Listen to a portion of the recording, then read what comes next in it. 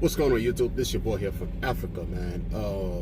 I'm here in Kentucky, and I'm actually going to Maryland. I got this load to drop off Monday, and the good thing is I already have a load picking up Monday back to Nashville, Tennessee, right? So, yeah, let's talk about some of you guys asked me, hey, Africa, I want to hire a driver. How much do you pay your drivers? Okay, I'm not going to tell you exactly how much you should pay your drivers because this is completely up to you. It depends on how much you can afford as a company owner to pay your driver, right? All these trucks you see over here, I'm at the Love Truck Stop anyway. All these trucks you see, they all have a Class A CDL, but they might not be making the same money, especially new driver. They don't make much money like that. Okay, as a new driver, you have to, the company will train you and all that cool stuff. I'm not running the semi truck business, but let's talk about bar truck. And bar truck, the maximum you could pay a driver is 22%, because at the end of the day, these semi trucks, some of them are making less. All right, these guys got a Class A. They don't make that amount of money, and they have huge amount of responsibility. And people don't have a Class A or Class B.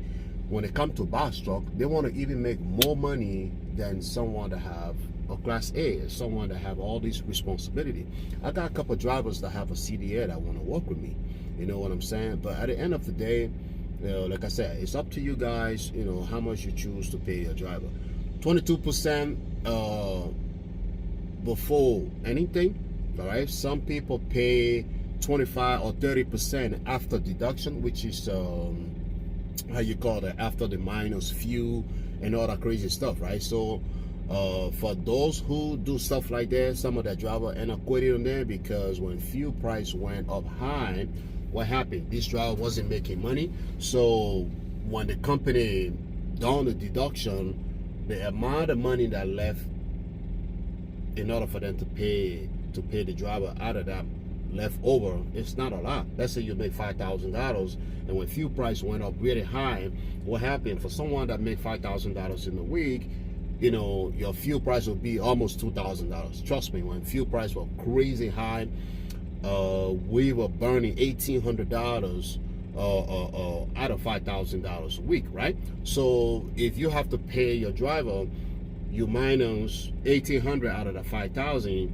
you have what, $3,200 left. So that $3,200, you will take what, the 25% or whatever percentage. So some people will say, I get paid 30%, but you're getting paid 30% after deduction or before deduction. So if you're paying a driver 30% before deduction, you are giving crazy amount of money to someone that don't have any CDL or nothing, because the semi truck driver don't even make that type of money. So you should start paying a driver 25% or 30% before deduction. You're losing money at the end of the day.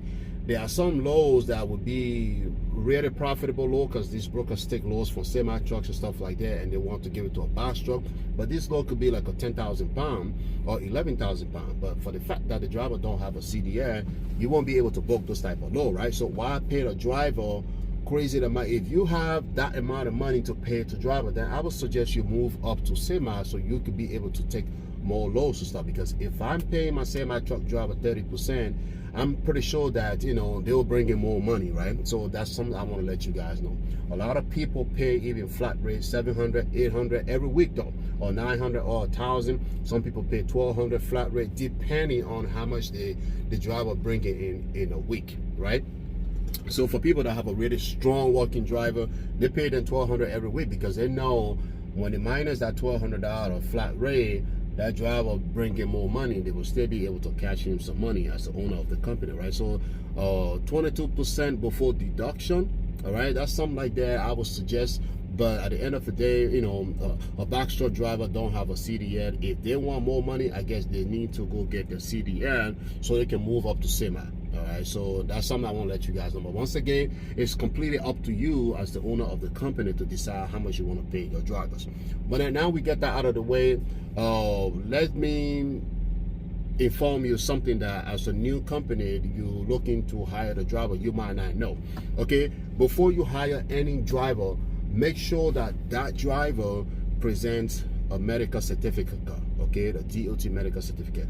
It could be a semi truck or box truck. That person needs to submit a medical certificate card, because if you don't have it, anytime DOT pull you over for random inspection, DOT can pull you over for random inspection at any time. So the driver needs to have that medical certificate card in the truck at all time, right? That's very important. Amazon is cracking down on that. You guys are already aware of that, right? And then another major thing that you guys need to know is that before you hire the driver, you want to take that driver license, driver license, and call your insurance, and then get an estimate and see. Do not add the driver. Just tell the insurance company, hey, I want to hire the driver, but I want to know how much it's going to cost me on my policy.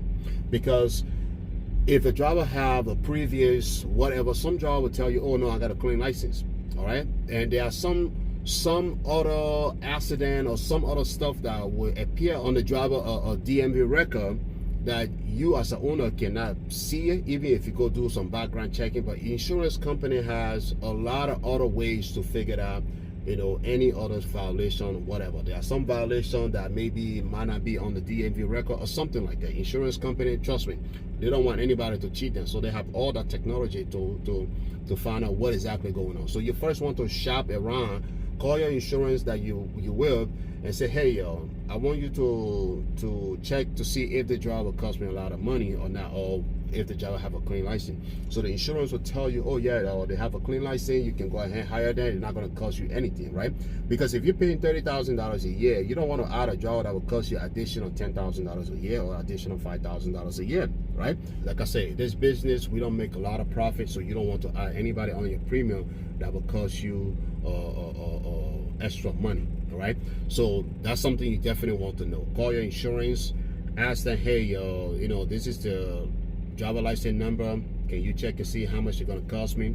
Do not add, just give me an estimate. If they say it's going to cost you a lot of money, put that to the side, grab another application again, and do the same thing until you find someone that will cost you less money and things like that, right? And the number one reason also for this video is that when you hire the driver as a company, you have a clean DOT, right? You've never been pulled out of service. Everything is good. Your safety score is good. And you train your driver how to use the ELD. You train your driver how to, you know, do inspection on the vehicle and pretty much everything, right? And then that driver's over the road.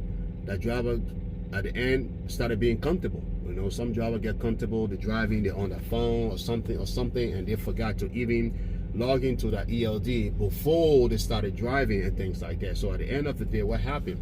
That ELD going to be really dirty. So if a DOT pull you over for random inspection, DOT officer can pull you over anytime for random inspection. Right? That happened to me before. They will check everything on your truck. They will check your paperwork. They will check your ELD. If you correct, they let you go. So if the DOT officer do stuff like that and your company is clean, your paperwork on your truck is clean, you pretty much pass, the truck passes inspection. But then it turns out that this driver got pulled out of service because they're not managing that ELD the proper way, or for some reason, whatever the situation, it could be speeding, or it could be that driver ran a stop sign or traffic light or something. If that violation is not caused by your company and that driver, you know, make your company got the violation, what will happen? Your insurance gonna jump, okay? The insurance premium gonna jump. It might not jump that very same year because insurance already quote you for that year, right? So at the end of the year, if they have to renew your policy, what will happen? They will run your history for your previous year to see what happened, what you did, you know, and see how they're going to give you a new quote. So that's a 2024. The insurance company will run your 2023 history to see if you got pulled out of service and stuff like that, right? So if that insurance in 2024 go up to $10,000, remember you pay maybe $30,000 and that driver costs you additional $10,000. I want you to know that that $10,000, you as a company owner, you not the one should be paying that money. That money needs to come out of that driver pocket. And that's the reason why many drivers quit, because they are being distracted. They are not doing what they're supposed to do as a driver to keep the company safe. Then when they get a violation, for the fact that the company know what they're doing, so the company decide to take that from that pay, and they disagree with them, and they decide to quit the company to go get another job with somebody that don't know that. So as a owner and also someone on YouTube, I want you guys to know this information, just in case your driver calls you a violation. You know for sure that, hey, before I hire you, my company was clean. Before I hire you, I never been pulled out of service. So you got me pulled out of service. It cost me extra $10,000. That $10,000 coming out of your pay. All right, that $10,000 coming out of your pay. So what you're gonna do is that you will take that $10,000 divided by 12, and then whatever it's gonna give you, you will divide it by weekly and deduct that from that driver's salary. You're gonna come onto the agreement. Some drivers don't like that. What happened? They end up walking away. So if they walk away, go to someone that don't know anything about this situation, they will just keep winning because that new company don't know about that. So at the end of the day, they will keep being a distracted driver, keep bringing you a violation, and you will be there like you don't know what to do. And that's the reason why a lot of companies, that safety score is very high, because the distracted driver and stuff like the driver that not doing that job the proper way, right? So when it comes to safety score, even Amazon is cracking down on companies that have a high safety score. Now, if you have a high safety score, I want to let you guys know today, because I talk about Amazon is requesting for DOT certificate way back, and some of y'all were in the comment section, oh, don't listen to this guy. Amazon will never ask you for DOT certificate. What happened today? Amazon is now asking for DOT certificate, right? So I'm telling you now, for those of y'all who doing Amazon really full time, you need to pay attention to your driver. You need to train your driver how to run the ELD the proper way. You need to train your driver, or whatever. Sometimes you will train your driver, you will tell your driver everything. But like I said, when someone was born and raised distracted or whatever, there's nothing you can do about that, right? So you want to make sure that your driver don't bring you a violation, that you don't get pulled out of service, because the more you get pulled out of service, what will happen, Amazon will take your relay account for you. All right, when it's a relay account, is they will take away your logo. You're not going to have access to do Amazon anymore. So I want to let you guys know, because you guys think that some of this information, where did he get this information from? I am telling you something. When I tell you something, I mean it. It's going to come down the road and you will be surprised. So if you have a driver, tell your driver, do not bring me a violation. Manage not to be pulled out of service, because Amazon will crack down on that. All right, so that's something I wanted to let you guys know. And on top of that, if you have a high safety score, you're not going to be able to have like those things like what you call the weigh station bypass and stuff like that, because a lot of drivers don't like to pull into the weigh station. We just like to keep driving. In order to sign up for those services, which is the weigh station bypass, what happened? You need to have a clean safety score. If you don't have a clean safety score, this company that offer those type of services, they're not going to give it to you, right? So that's something like that I want to let you guys know. So before you hire a driver, once again, make sure that driver submit a medical certificate card. All right, make sure that driver have a clean driver license, because if the driver have 1 or 2 violations, what will happen? That insurance is going to be up the roof, guys. I'm being honest with you. No matter how you like that person, do not hire any driver that have a violation, because at the end of the day, if someone have a violation just for driving a regular car, what you think about a truck? What you think about a truck? That person is not going to be, you know, a safe driver over the road. So do not give that person a chance, because at the end of the day, what will happen? That same violation, if they can do it to themselves, it means they will do it to you as your company owner. And what will happen? If they quit to go work for a different company, you're stuck with that violation. All right. So by giving a driver that have a violation to come work for you, it's a red flag. It's all right. Your insurance is going to go up. All right, there are a lot of other companies not going to look at you the right way, and the more and more you're getting pulled out of service, brokers, every time you see the low and you call the company or you call the broker and you ask, can I move this low? The first thing the broker will ask is, what's your MC number or what's your DOT number, right? So what they're doing is that they are trying to run your MC number, because your MC number is kind of like, I would say, Social Security of your business when it comes to brokers wise. Okay, when it comes to taxes, your EIN number is the social security of your LLC. All right, but broker will ask for your MC number. They want to run that to see if you're being pulled out of service multiple times. Okay, if you're being pulled out of service, the broker say, I'm sorry, man, I can't do that. The reason to that is that the broker don't want, while you're over the road, you already been pulled out of service 2-3 times, and then the next thing, when the DOT officer pull you over, they see that you're being pulled out of service 1 or 2 times, then they have eyes on you. All right, they can easily put you out of service again for any reason.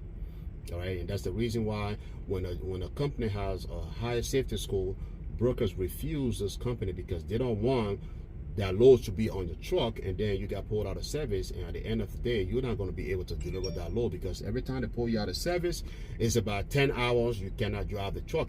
In the meantime, the broker want that load to be there the next day, right? So the broker don't want to lose that contract for the fact they decide to give the load to a company that have a bad safety score. This is your boy from Africa. I will see you guys in the next video. I'm about to get ready and get out of here. I am at the Love truck stop anyway.